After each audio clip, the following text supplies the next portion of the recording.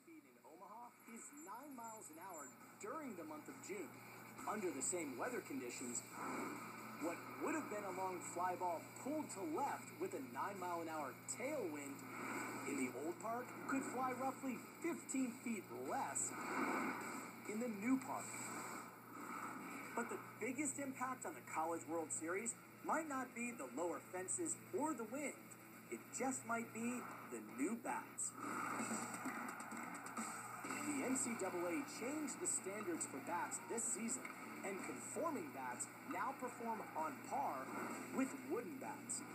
In 2010, the NCAA Division I batting average with the old bats was just over 300. In 2011, with the new bats, averages have dropped to below 280. And the average number of home runs has almost been cut in half, dropping from .85 to just .47 home runs per game. Bottom line, this College World Series might be all about defense, taking into account prevalent crosswinds instead of tailwinds, and the new, less explosive bats. A long fly down the left field line that cleared the 335-foot wall in the old stadium could be almost 35 feet short of the fence in the new stadium and almost 20 feet foul.